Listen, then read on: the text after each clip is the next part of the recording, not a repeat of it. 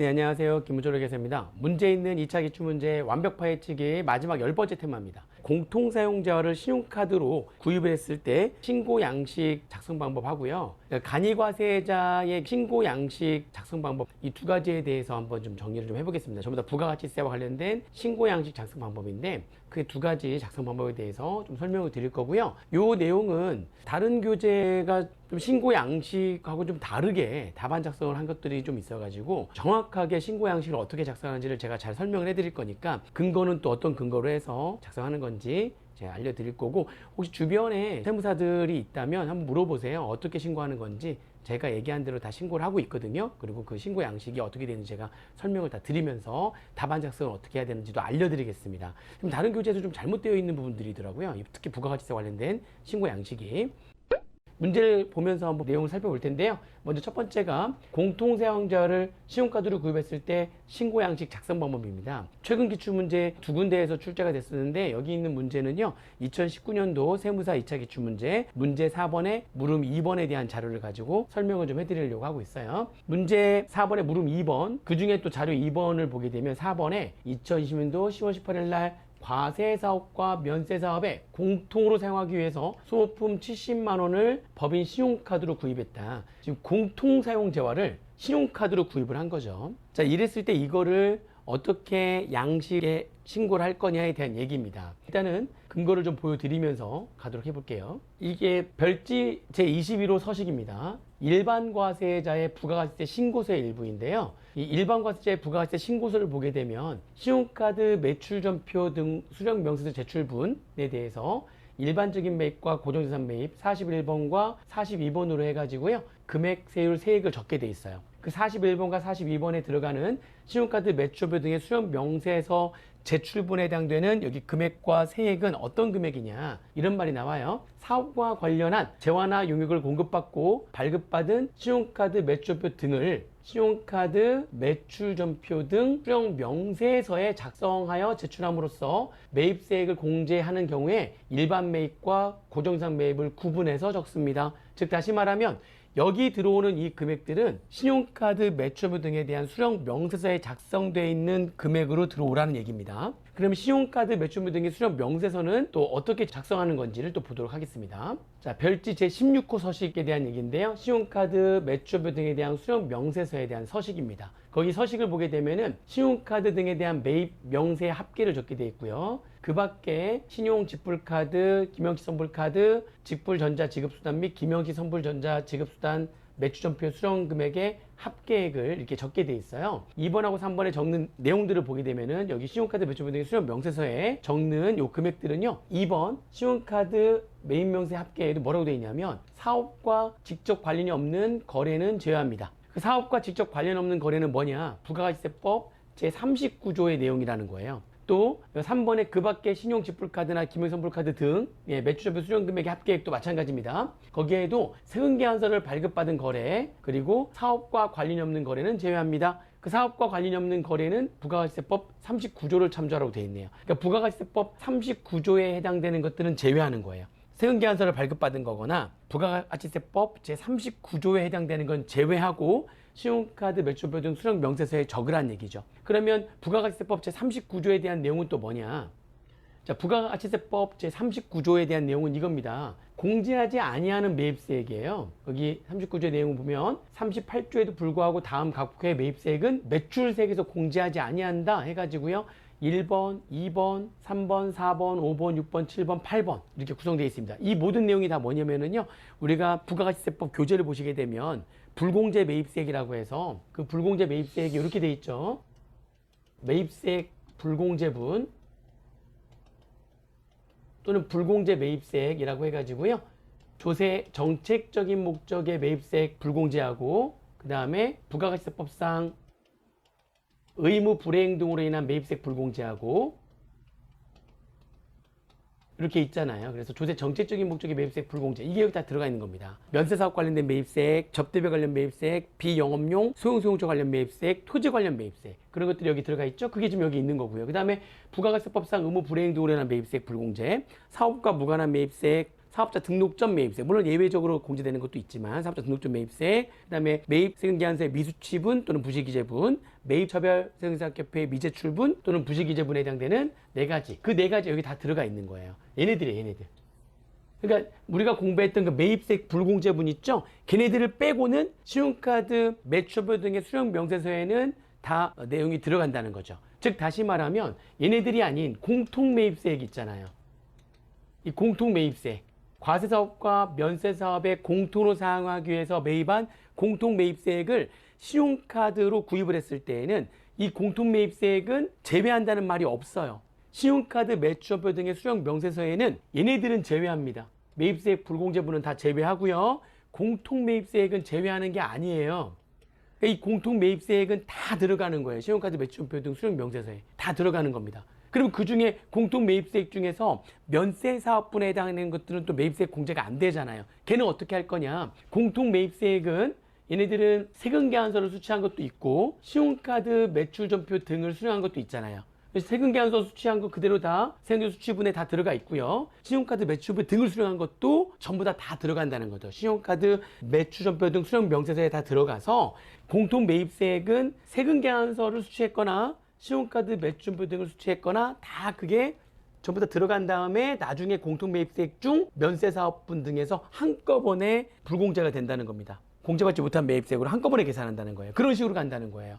그런데 지금 다른 교재를 보게 되니까 어떻게 되어 있냐면은 그게 지금 왜 그렇게 했는지 모르겠어요. 신용카드 매출전표 등을 수령했을 때 신고 양식은 그렇게 안 돼 있거든요. 근데 지금 다른 교재에는 어떻게 되어 있느냐, 일반 과세자의 부가세 신고서에 들어오는 이 금액, 여기 금액에 매입세액 불공제분 다 제외하고요. 걔는 다 제외하게 돼 있어요. 신용카드 매출전표를 수취한 거에 접대비를 지출하고 또는 면세사업 관련된 매입세액인데 신용카드 매출전표를 수취한 거죠. 그럼 걔네들은 여기 제외가 됩니다. 제외하라고 돼 있거든요. 근데 이거는 제외하는 게 맞는데 또 뭐까지도 여기다 제외된 금액으로 하냐면 공통 매입세액, 신용카드 매출전표로 과세사업과 면세사업에 같이 사용하기 위해서 매입을 한 거예요. 그때 발생된 매입세액인 공통 매입세액 중에서 면세사업분에 해당되는 금액을 여기에서 다 제외해가지고요. 제외가 된 순액으로 여기다 집어넣기, 그런 식으로 지금 답안 작성을 전부 다 해놓은 거예요. 그렇게 안 합니다. 실무에서 그렇게 안 하고요. 실제 양식도 잘 하나씩 다 쫓아가서 보다 보면 그렇게 하라고 안 돼 있어요. 이것만 제외하는 겁니다. 이것만 제외하고요. 얘는 제외하는 거 아니에요. 얘는 여기에 다 포함이 되는 겁니다. 그럼 공통매입세액 중에서 면세사업분은 어디에서 공제받지 못한 매입세액으로 제외가 되느냐?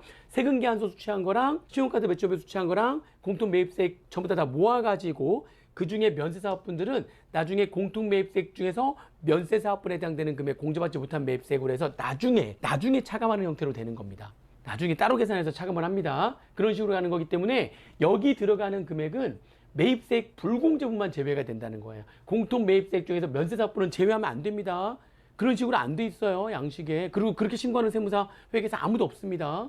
근데 이상하게도 지금 다른 교재에서 그렇게 몇 분이 그렇게 지금 답안 작성해가지고 마치 그게 맞는 것처럼 지금 수험생들이 알고 있다는 거죠. 잘못된 거예요. 신용카드 매출표 등을 수령한 거는 매입세액 불공제분만 제외가 됩니다. 아시겠죠? 자, 그래서 결론입니다. 결론. 공통사용자를 신용카드 등으로 구매하는 경우에 세금계산 수취분과 마찬가지로 신용카드 매출표 등 수령 명세서 제출분 전체 구매 금액을 기입을 하고 공통매입세액 면세사업 등분에서 면세사업 등분에 대한 공통매입세액을 빼줘야 된다. 즉, 자, 어떻게 되는 거냐? 공통매입세액에 대해서 신용카드 매출표 등을 수령했을 때 어떻게 공제할 거냐? 자, 신용카드 매출전표를 수령했을 때 매입세액 공제 방법입니다. 일단 뭐만 제외한다고요? 매입세액 불공제분만 제외하고 접대비 관련된 매입세액, 면세사업 관련된 매입세액, 사업과 무관한 매입세액 등의 매입세액 불공제분만 제외하고 양식의 신용카드 매출표 등에 대한 수령분 금액이 다 들어간다는 거죠. 즉 공통 매입세액도 그 안에 다 들어간다는 겁니다.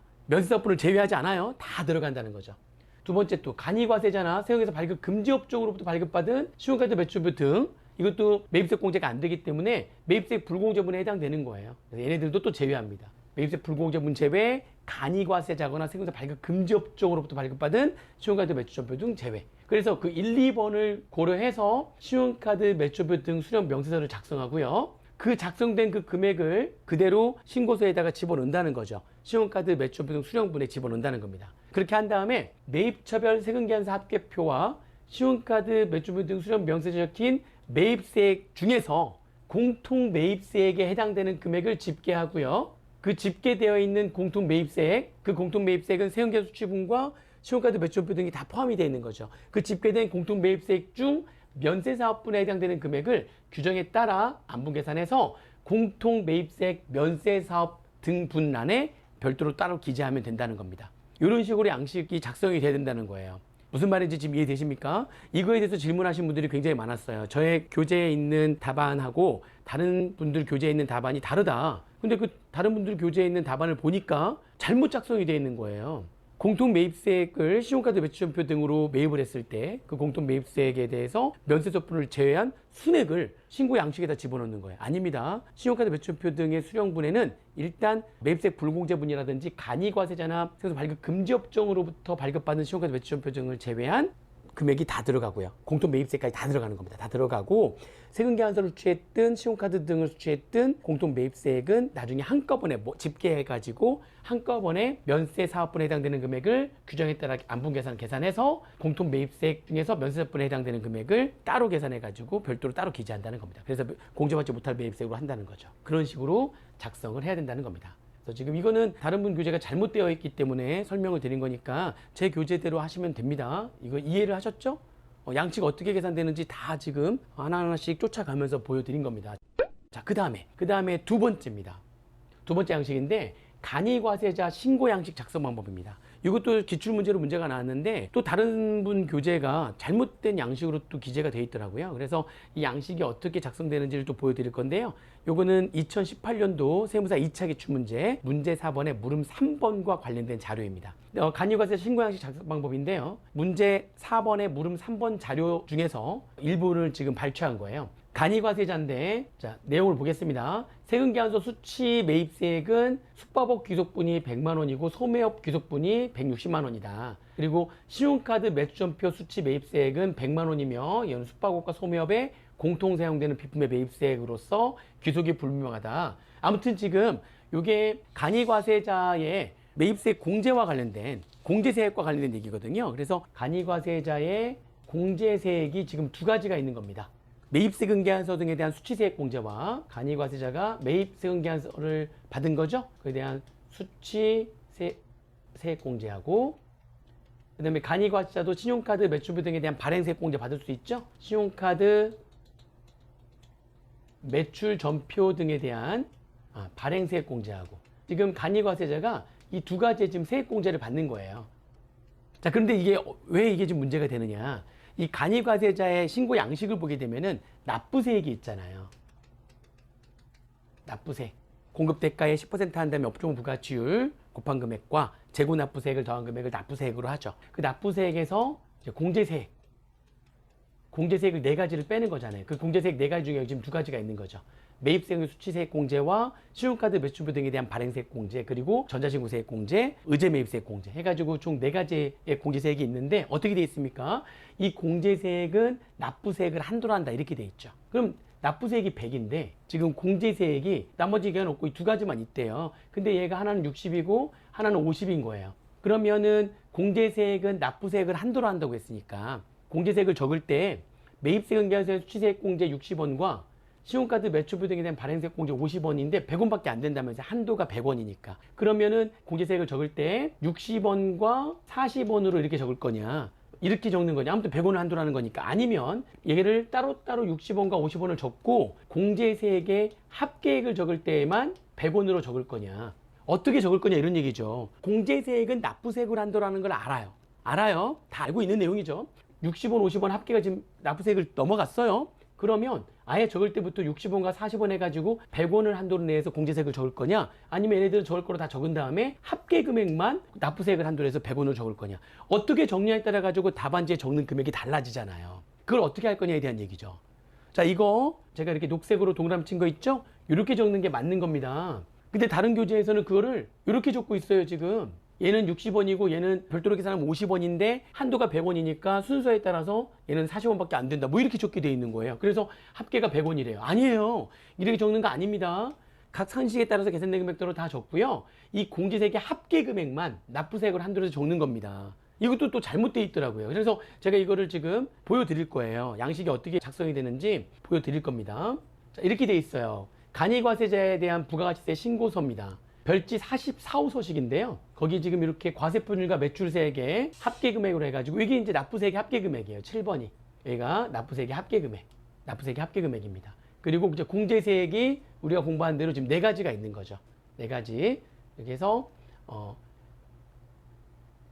요거 하나 빼고요. 매입자 발행세금계산서에 대한 세액공제 일단 빼고 나머지 우리 배운 대로 매입세금에 대한 수취세액공제 그 다음에 여기 이제 여기 포함되는 거예요 사실은. 그리고 의제매입세액공제, 전자신고세액공제, 신용카드 매출비 등에 대한 발행세액공제 그 4가지로 이렇게 구성이 되어 있고요. 그 공제세액은 얘를 한도로 하죠. 자, 그 다음에 이렇게 지금 신고세 일부가 이렇게 44호 서식 이렇게 되어 있고요. 이거에 대한 이제 구체적인 작성 방법이 적혀 있습니다. 작성 방법을 보면은 8번, 9번, 10번, 11번. 자, 그게 뭐죠? 여기 8, 9, 10, 11, 12번 요거는 지금 공제세액들에 대한 얘기고요. 14번이 뭡니까? 14번이 합계금액이잖아요. 공제세액 합계금액. 근데 여기 내용 보시면은 8, 9, 10, 11, 12 각각 이렇게 적는다. 각각 8번 이렇게 적고 9번도 의제매입세액 이렇게 적고 이것도 10번이 8번에 포함되는 거라고 그랬죠? 그대로 적고 11번에 전자신고세액 공제 그대로 적고 그렇죠? 그 다음에 12번에 내용금액 그대로 적게 되어 있습니다. 그대로 다 적는 거예요. 이때 이 11번만 뭐라고 되어 있냐면 11번에는 공제세액이 7번 난의 세액에서 8번 난 및 9번 난의 세액을 뺀 후에 8번하고 9번을 뺀 후에 세액을 초과할 때는 그 초과하는 세액은 공제되지 않습니다. 전자신고세액공제만 예를 들면은 지금 이 7번 난의 세액에서 7번 난의 세액이 이게 지금 납부세액의 합계금액이거든요. 이 납부세액의 합계금액이 100만 원인 거예요. 근데 8번하고 9번 금액 그 공제세액 중에 8번 9번이 8번 매입세금 수취세액 공제와 9번의 의제매입세액 공제 그 금액이 8번이 90만 원이고 9번이 예를 들어서 9만 4천 원 이렇게 됐대요. 그러면 얘에서 얘를 뺐잖아요. 얘를 뺐는데 6천 원밖에 안 남았잖아요. 그러면 11번에 적어야 되는 전자신고세액 공제는 6천 원밖에 안 된다. 지금 이런 얘기입니다. 그러니까 이 전자신고세액 공제만 얘네들을 고려해서 이게 적게 돼 있는 거예요. 그럼 나머지 금액들은요? 그냥 산식에 따라서 그대로 적는 겁니다. 여기 문제는 지금 어떻게 돼 있었어요? 납부세액은 이제 얼마라고 이제 가정을 할게요. 거기에서 딱 2개만 있었어요. 지금 매입세금계산서에 대한 수취세액 공제와 그 다음에 여기 신용카드 매출전표 등에 대한 발행세액 공제 딱 이걸로만 구성되어 있거든요. 그러면 요거하고 요거 합계금액이 납부세액을 초과하는 거예요. 자, 어떻게 적는다고요? 납부세액 있고요. 얘하고 얘 합계금액이 납부세액을 초과한다 할지라도 얘는 얘대로 적고 얘는 얘대로 적은 다음에 마지막에 합계금액 이 공제세액의 합계액은 7번 난을 한도로 해서 공제합니다. 14번에 세액의 합계액을 적을 때 7번 난을 한도로 해가지고 14번을 적는다 이런 얘기죠. 자, 정리를 하자면 이렇습니다. 자, 여기 문제에서 납부세액을 75만 6천 원으로 지금 가정을 할게요. 그리고 매입세금 등에 대한 수취세액 공제 금액이 따로 계산했더니 41만 원. 신용카드 등에 대한 매출전표 발행세액 공제액이 따로 계산했더니 36만 4천 원. 그러면 얘하고 얘의 합계금액을 이 75만 6천 원 한도로 하잖아요. 따로따로 다 적는 거예요. 합계금액이 지금 얼마예요? 77만 4천 원이거든요. 납부세액을 초과했어요. 초과했다 할지라도요. 따로따로 산식에서 각각 다 적고요. 여기 공제세액의 합계금액은 얘가 아니라 이 납부세액을 한도로 해서만 적으시면 된다는 거죠. 근데 지금 다른 교재에서는 이게 어떻게 돼 있냐면 얘는 41만 원이 그대로 들어오고요. 이게 그리고 신용카드 매출비 등에 대한 발행세액 공제는 별도로 따로 계산하면 36만 4천 원이었거든요. 근데 그걸 36만 4천 원이 아니라 얘하고의 합계금액이 75만 6천 원을 넘어갈 수 없으니까 41만 원을 뺀 나머지 34만 6천 원을 여기다가 적게 이렇게 돼 있더라고요. 아, 그게 아닙니다. 그냥 그대로 산식대로 다 똑같이 다 적은 다음에 공제세액의 합계금액, 이 합계금액만 납부세액을 한도로 해서 적으시면 되는 거예요. 무슨 말인지 이해되시죠? 다른 교재에서 양식이 좀 잘못되어 있는 부분들이 있어서 그걸 좀 설명을 드린 겁니다. 여기 공제세액 중에서 전자신고세액 공제만 8번, 9번을 뺀 나머지 금액으로 적게 되어 있고요. 나머지는 그렇게 안 돼 있어요. 나머지는 각각 산식에 따라서 계산된 금액으로 각각 다 적게 돼 있고 그 금액의 합계금액이 납부세액을 초과하게 되면 그건 합계금액에서 이렇게 적으면 된다는 거죠. 이런 식으로 해서 간이과세자의 신고 양식이 돼 있다는 겁니다. 작성 방법이 그렇게 돼 있어요. 그러니까 그대로 하시면 되고요. 자, 이걸로 해가지고요. 문제 있는 2차 기출문제, 완벽 파헤치기 10가지 테마에 대해서 공부를 해봤는데, 첫 시간에 얘기를 제가 해드렸죠. 뭔가 좀 잘못되어 있는 부분들은 여러분들이 이 수업 보시면서 아, 이건 이렇게 하면 되겠구나, 이렇게 하시면 되는 거고, 또 어떤 부분은 이렇게 해석할 수도 있고, 이렇게 해석할 수도 있는 부분들이 좀 있다라고 하는 부분들이 있었어요. 그런 부분들은 어떻게 하라고 했습니까? 네, 하나 정해서 내가 더 논리적으로 생각하는 그 부분으로 정해가지고 그 부분으로 그냥 밀어붙이시면 된다는 거죠. 실제 시험장에서 이걸 이렇게 해야 되나 저렇게 해야 되나 고민하지 마시라는 거죠. 여러분들이 알고 계신 내용으로 밀어붙이시고 답을 처음부터까지 하나의 논리대로 적어주시면 된다는 겁니다. 그러면 채점자는 둘 다 맞는 걸로 채점을 합니다. 그리고 이 10가지 테마를 하는 중에 여러분들이 좀 잘못 알고 있었던 부분들이 있다면 빨리 수정을 하셨으면 좋겠고, 여러 가지로 해석될 수 있는 부분들은 하나의 논리로 밀어붙이시면 된다. 좀 어려운 테마를 가지고 문제 있는 2차 기출문제 완벽 파헤치기 10가지 테마를 공부를 해봤고요. 다음 시간에는 좀 더 쉬운 내용으로 해가지고 또 여러분들을 찾아뵙는 걸로 하겠습니다. 이걸로 문제 있는 2차 기출문제 완벽 파헤치기 테마 10가지 마치도록 하겠습니다. 감사합니다.